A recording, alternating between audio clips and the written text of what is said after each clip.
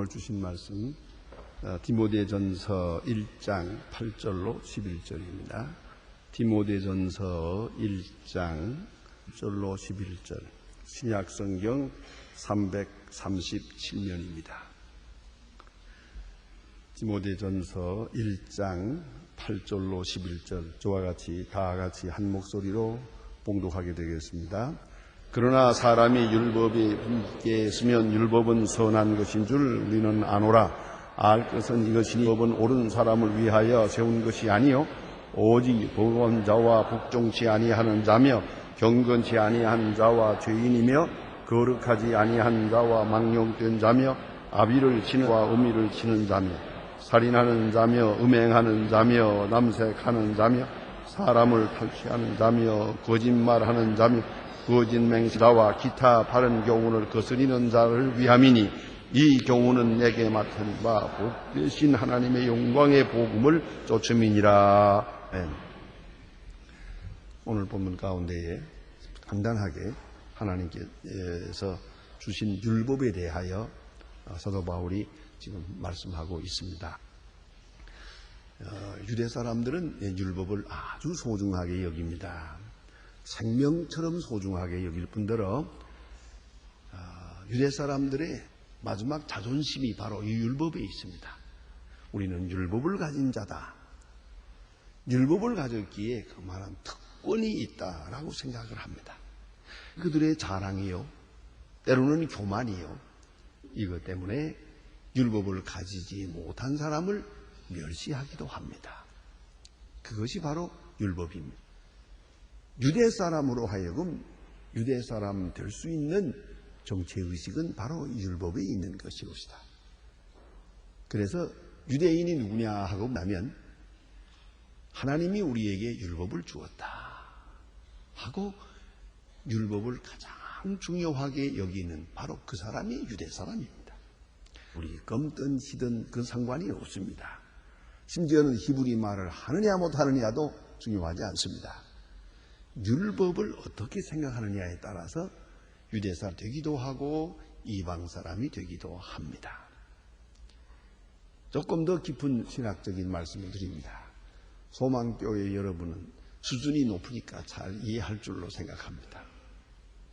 기독교인이 누구냐 하는 것도 바로 율법을 어떻게 생각하느냐에 있습니다. 거기에 그리스도인의 정체가 있습니다.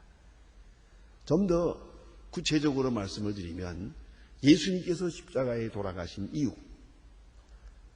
그 깊은 의미는 우리 만백성의 죄를 위하여 그렇지만 그 직접적인 원인으로 돌아가서 예수님과 그 유대 사람들이 충돌된 부분이 뭐냐 하면 그것이 율법에 대한 이해의 차이가 있었던 겁니다.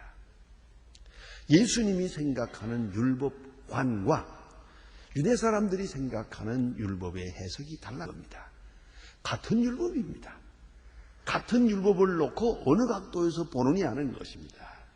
어떻게 이해하느냐, 어떤 자세로 임하느냐 하는 데 있습니다. 알고 보면 예수님의 십자가는 예수님께서 율법을 완성하기 위하여 이루신 율법 완성의 증거입니다. 십자가만이 율법을 완성할 수 있는 길이다.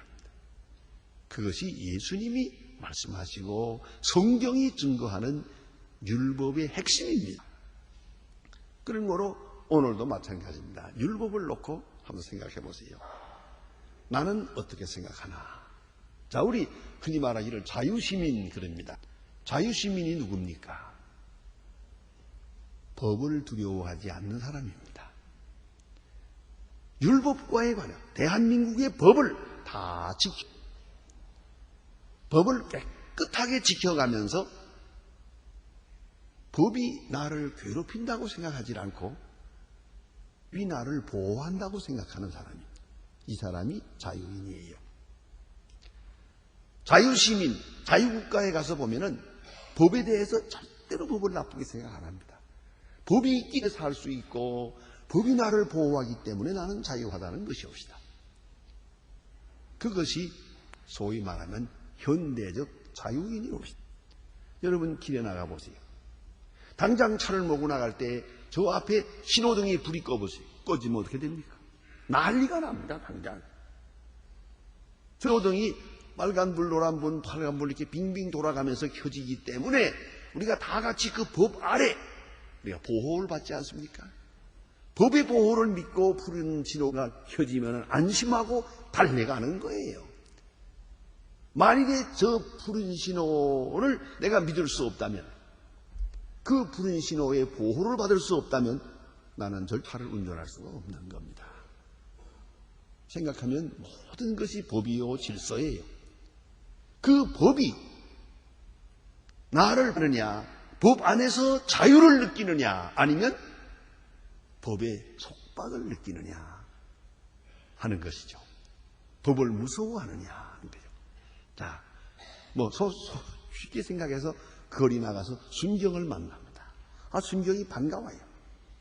그건 자유시민이고, 순경만 보면 무서워요. 가슴이 뭉덜컹해요. 그 사람은 죄인이요. 그렇지 않습니까? 그러니까 순경을 보고 반가워하는 사람과 무서워하는 사람, 그게 질적으로 다른 거 아닙니까? 그와 같이 하나님이 우리에게 주신 율법, 아주 소중한 것이에요. 법을 사랑합니다. 다윗이 말합니다. 나는 하나님의 법을 사랑합니다. 법을 사랑하며 살고 법 안에서 자유를 느끼는 사람이 그리스도인이요. 법을 무서워하고 법을 저주스럽게 생각하고 왜 하나님이 이런 법을 주셨나 생각하는 사람, 이렇게 사는 사람은 그리스도인이 아닙니다. 다시 보세요. 자, 안식일을 주었어요. 우리 예수 믿는 사람은 안식일 없으면 못 살아요. 주일날이야말로 이렇게 고마울 수가 없어요. 다면 주일날은 쉬어요. 옛날에, 요새는 이게 구별이 되질 않습니다만은 하루 놀고 하루는 쉬고 그러니까 그날이 그날이지만, 옛날에 그 농사하는 사람들은 그게 아니거든요. 일하다가 토요일날 밤에는요, 밤새껏 대림질합니다. 마당에 앉아서 이 불 해가지고 대림질하고 이렇게 해서 주일날 아침 땡 하고 되면 그렇게 바삐 일하던 사람들이 온 손을 딱 놓고 쉽니다. 심만한 산거리도 다 토요일날 다 해놓는 거예요. 그리고 주일날은 편안하게, 정말 하루 종일 편안하게 쉬어요. 심지어는 소도 쉬어요. 살려주잖아요. 소도 쉬어야 되니까. 이렇게 안식일을 지킬 때 그 안식일이 얼마나 고마워요. 안식일은 어떻게 살아요? 이렇게 생각하는 사람이 있고, 어떤 사람은 이거 주일날은 왜 자꾸만 교회 나오라나, 이거 좀 장사 좀 해야겠는데, 내가 어디 좀 놀러 가야겠는데요, 이거 주일날 교회 나가야 될 것 같아서 안 나가자니 깨름직하고 나가자니 그렇고 괴로워하는, 주일날 때문에 참으로 괴로워하는 교인이 있어요. 이럴 수도 없고 저럴 수도 없고, 안 나가면 지옥 갈 것 같고, 나가자니 골프 못 치겠고, 야단났단 말이에요. 이 사람은 아직 교인이 아니에요. 하나님의 법을 자유롭게 생각하고 사랑스럽게 생각하고 그 하나님의 법을 기뻐하는 것이요. 그게 바로 그리스도인이란 말이에요. 거기에 큰 차이가 있죠. 그런 거로 예수님의 법 개념을 따라 우리도 그걸 사랑해야 돼요. 특히 사도 바울은 로마서, 갈라디아서에서 법에 대해서 훈훈하게 말씀합니다. 제가 여러 번 로마서 또 갈라디아서 강의할 때 율법에 대해서 말씀을 드렸기에 그런 설명을 다시 안 해도 될 줄 압니다. 그런데 기독교인은 근본적으로 자유인을 말하는 것이에요. 죄와 사망과 사탄과 율법과 진노, 율법으로부터 자유한 거예요. 율법의 속박에서 자유한 사람, 또 자유를 느끼며 사는 사람, 그 사람이 그리스도인이다 하는 말입니다. 사도 바울의 편지 중에서 훈훈하게 여러 번 강조합니다. 율법은 선한 것이라고. 법은 선한 것입니다. 여러분, 이 삶을 인정해야 됩니다. 죄값은 사망입니다. 그건 선한 것입니다.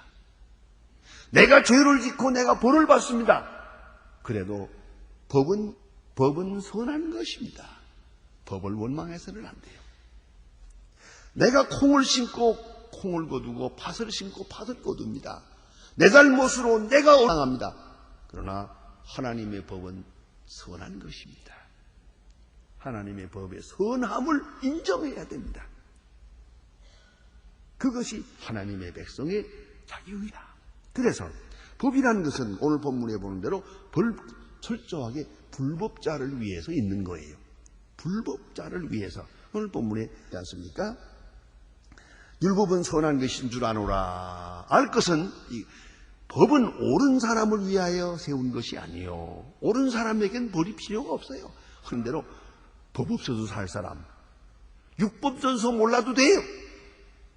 그 법 없이도 사는 사람이요. 그런데 법을 많이 안 게 문제가 있다고요. 오히려 정말로 착한 사람은 법이 뭔지도 몰라요. 그저 착하게만 살면 되는 게야. 이걸 우리가 알아야 됩니다. 탈무드에 재미있는 말이 있어요.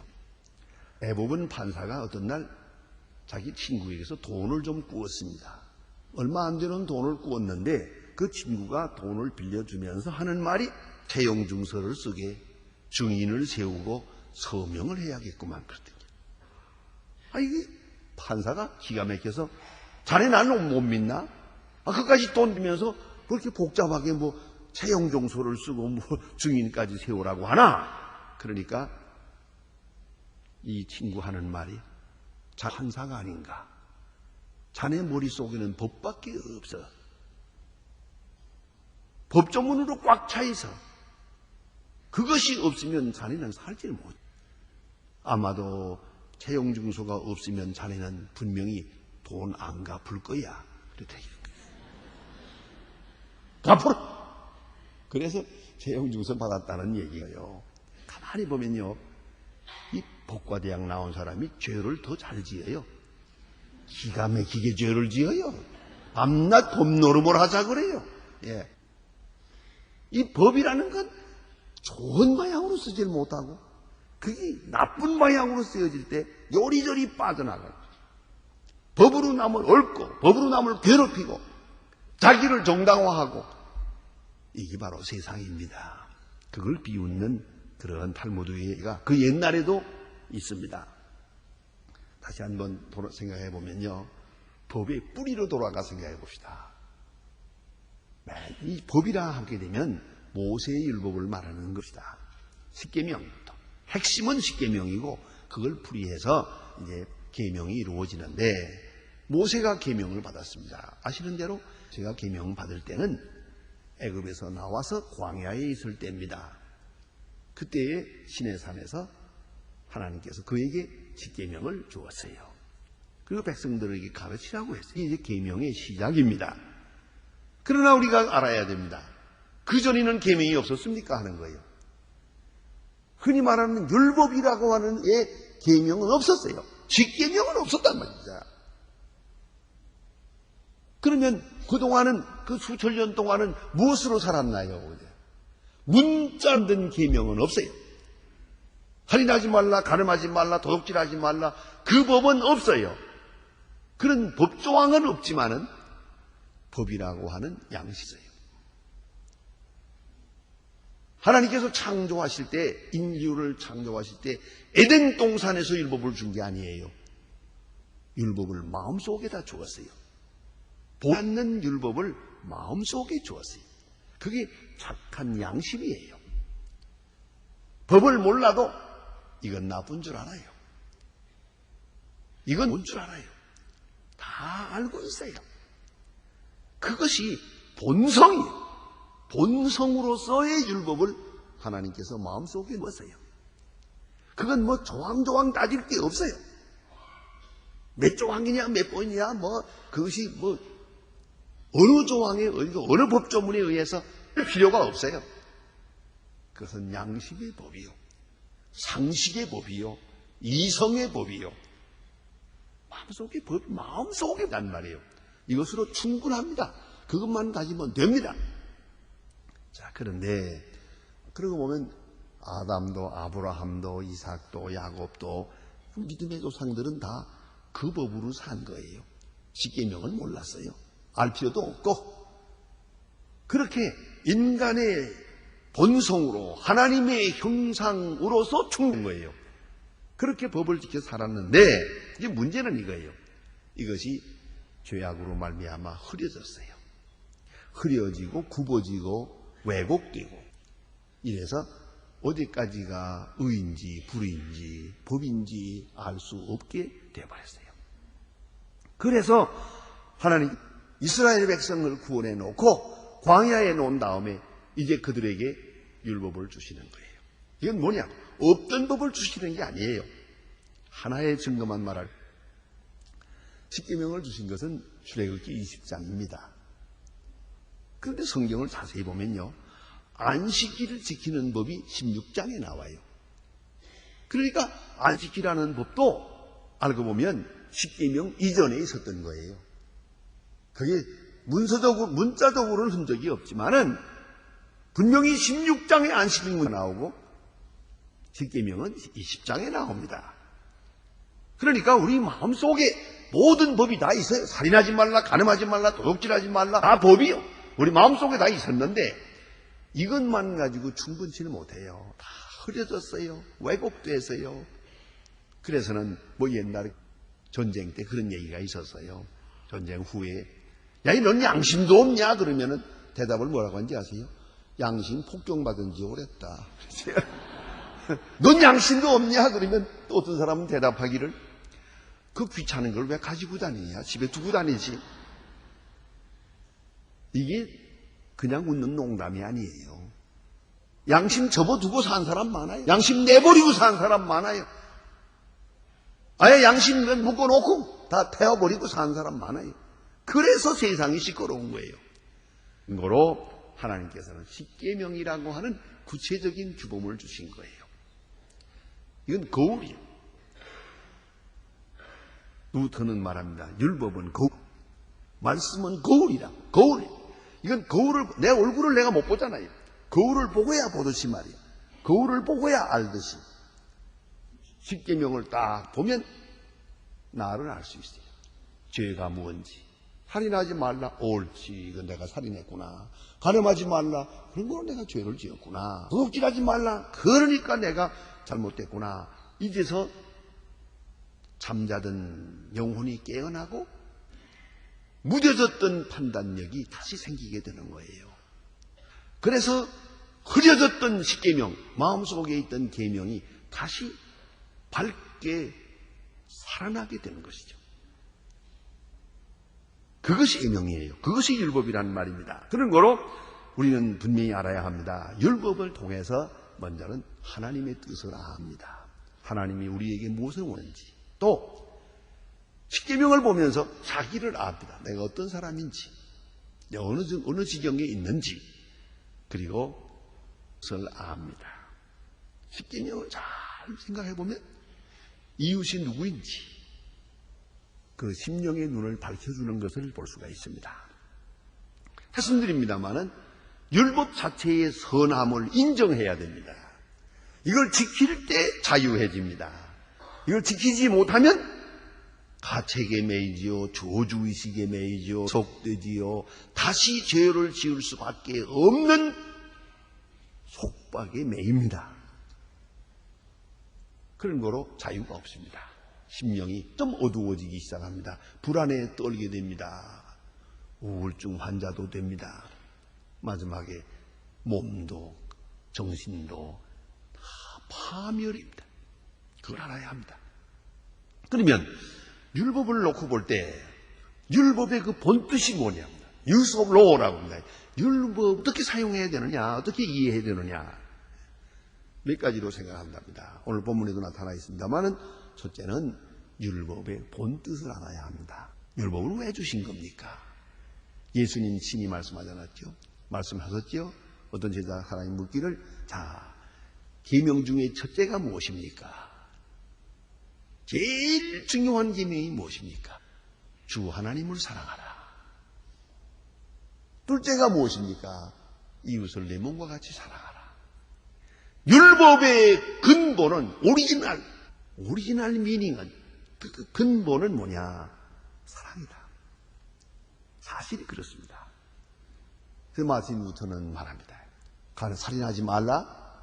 그것은 우리 생명을 보호하시는 하나님의 사랑이라. 우리 모두가 살인하지 말라는 법을 지키면 우리가 밤늦게 다니도 괜찮겠어요. 그걸 안 지키는 사람이 있기 때문에 우리가 무서워하는 거 아니에요. 살인하지 말라는 법은 우리의 가장 소중한 생명을 하나님이 보호해 주시는 것이요. 간음하지 말라는 것은 우리 순결을 지켜주시는 거예요. 거짓 증거하지 말라는 것은 우리의 인격을 지켜주는 거예요. 자, 도둑하지 말라는 것은 우리의 사유재산을 하나님이 지켜주시는 것이에요. 사랑이요. 전체가 사랑이란 말입니다. 그래서 하나님은 이 법을 우리에게 주신 거예요.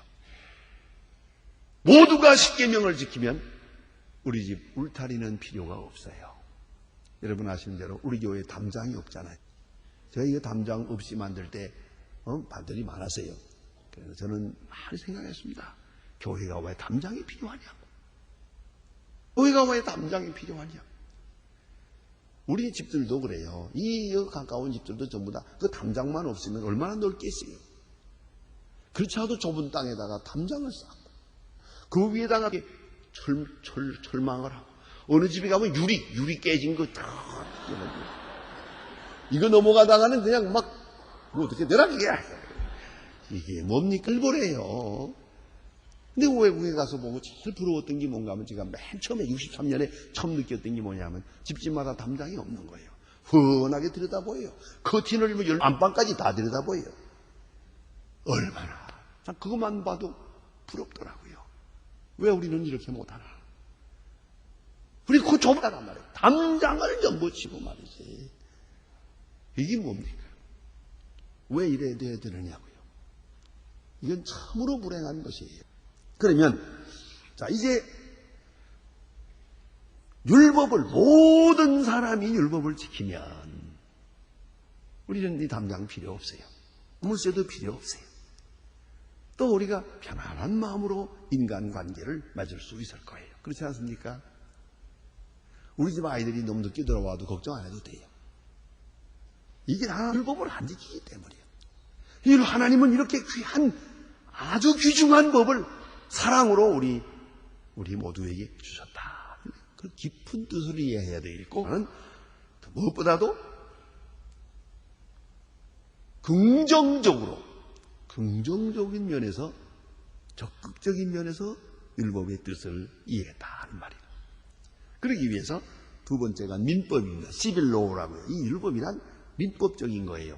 오늘 본문에 다 암시되어 있습니다만은 경건치 아니한 자와 죄인이며 거룩하지 아니한 자며 망령된 자며 아비를 치는 자며 이렇게 말했습니까? 십계명과 좀 다르죠? 아비를 치는 자며 이 미에 보면 아비는 치는 자는 당장 돌로 쳐 죽이라 그랬어요. 아비에게 손대는 자는 쳐 죽이라 그랬어요. 살인하는 자도 죽여라 그랬어요. 음행하는 자도 죽여라. 남생하는 자도 죽여라. 무당이 보이거든 죽여라 그랬어요. 살리지 말라 그랬어요. 아주 엄한 법이. 이거다 누구냐면 악한 자를 위해서 이렇게 엄한 법이 있단 말입니다. 돌로 쳐 죽여라 그랬어요. 이렇게 법이 있는데 이 모든 법은 뭐예요? 민법이요. 그래서 그 재미있답니다. 자세히 민수기를 보면요. 시내에서 이 동리에서 강간당했다 하잖아요. 그건 법에서 인정을 안 해요. 왜 소리 지르지 않았냐 그거예요. 들에서 당한 것은 그것은 가해자에게 벌이 가해집니다. 왜냐? 그건 소리 질러봐야 소용없으니까 그것은 강간이 돼요. 그러니까 동리에서 당한 것은 강간이 아니고 화간 성격이 많아요. 들에서 당한 건 똑같은 사건인데 그건 강간이다 그랬어요. 이게 다 민법이에요. 이게 다 율법이에요. 자세하게 그렇게 설명이라 하고 또 합당한 벌을 내리도록 했죠. 영국의 헨리 4세는 법을 숭상했던 사람이고 법을 소중히 여겼다고 합니다. 법을 통해서 나라를 다스리려고 했습니다. 그래서 자신의 아들이 죄를 지었다고 해서 자기 친아들도 감옥으로 보냈어요. 그만큼 엄격하게 법과 질서를 소중히 여긴 그런 왕이 있었습니다. 그런데 아무리 법을 만들어 봐도 여자들의 사치를 막을 길이 없어요. 사치하고 그리고 그 많은 보석들을 주렁주렁 매달고 다니는 이 사치한 생활을 좀 이걸 막아야 해요. 그래서 계몽도 해보고 뭐 법도 만들어보고 뭐 이런 거 많이 달고 다니는 사람은 뭐 벌금을 내라고 하고 뭐 다 해봤어요. 아무리 계몽을 하고 법을 엄하게 만들어도 여인들의 사치를 막을 길이 없더랍니다. 마지막에 어떤 사람이 지혜를 냈어요. 왕이여, 그렇게 하면 어떻겠습니까? 부칙을 만듭시다. 자, 이제 사치한 사람, 보석주렁 매다는 사람은 이렇게 벌을 낸다, 이렇게 벌을 한다, 저렇게 벌금을 낸다 다 했는데 부칙을 뭐라고 내는고 하니 매춘부와 소매치기에게는 이 법은 적용되지 했더니 싹 없어지더라 합니다. 좀 지혜가 필요하죠. 어쨌든 이런 민법이요. 또한 사도 바울은 늘 말합니다. 이 율법은 몽학선생이라고. 율법을 통해서 우리가 그리스도에 이룩합니다. 율법을 통해서는 도저히 구원받을 수 없는 것을 알고 우리가 예수 믿게 되고 예수를 의지하게 되고 십자가를 의지합니다. 그런 거로 몽학선생이라 그랬고요. 이보다 더 중요한 마지막 해석은 바로 이것입니다. 하나님의 자녀였기 때문에 율법을 지켜야 한다는 겁니다.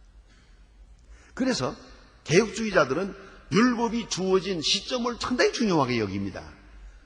애 있는 사람에게 율법을 주면서 율법을 지키면 구원받을 것이다 한 게 아니에요. 애굽에서 구원해서 홍해를 건너서 광야에 갖다 놓고 구원받은 사람에게 율법을 주었어요. 그걸 잊지 말아야 돼요. 그런 거로 율법은 구원의 조건이 아니요. 구원받은 사람이 지켜야 할 은혜로운 법이. 그걸 잊지 말아야 합니다. 그러니까 구원받기 위해 지키는 게 아니라 구원받았기 때문에 지키는 것이고 하나님의 자녀가 되기 위하여 지키는 것이 아니고 자녀가 됐기 때문에 마땅하게 지켜야 되는 것이죠. 그런 거로 가장 중요한 핵심은 율법에 대해서는 두려운 마음으로 지킬 것이 아니고 저주를 받을까 지켜도 안 되고 특별히 율법을 지켜서 공로를 세우겠다는 생각도 잘못된 거예요. 율법을 지키는 건 기본이에요. 그런 거로 공로가 될 수가 없습니다. 율법을 지켜서 교만해도 안 됩니다. 마치 율법 지키는 것을 무슨 액세서리처럼 생각해도 안 됩니다. 내가 무슨 법을 지킨 것, 대단한 일이라도 한 것처럼 자랑거리로 그게 내세우려고 해서는 안 된다는 것이죠. 또 하나 있어요. 율법을 지켜서 복받겠다는 생각도 작은 거예요. 성경에는 분명히 율법을 지켜라, 복을 주겠다고 했어요. 그러나 잊지 마세요. 그것은 안 지키는 사람들이기 때문에 그렇게 말씀하신 것이지 우리가 받기 위해서 지킨다면 그건 율법에 대한 바른 자세가 아니라는 것이죠. 기복적인 욕구로 율법을 지켜서도 안 된다. 그러면 참된 율법에 대한 인식은 뭐냐 하면 감사한 마음으로 기쁜 마음으로 자원하는 마음으로 사랑을 느끼면서 무엇보다도 자유한 가운데 아주 자유한 가운데서 율법을 지켜야 한다. 율법을 하나님께서 내게 주시고 복 주시려고 자유하게 하시려고 주시는 큰 사랑임을 감사하면서 항상 감사한 마음으로 지켜가야 한다 하는 말씀입니다. 그래서 11절에서 말하기를 영광의 복음을 쫓아서 라고 말합니다. 영광의 복음이 바로 그 앞에 있는 것이옵시다. 기도하십시오.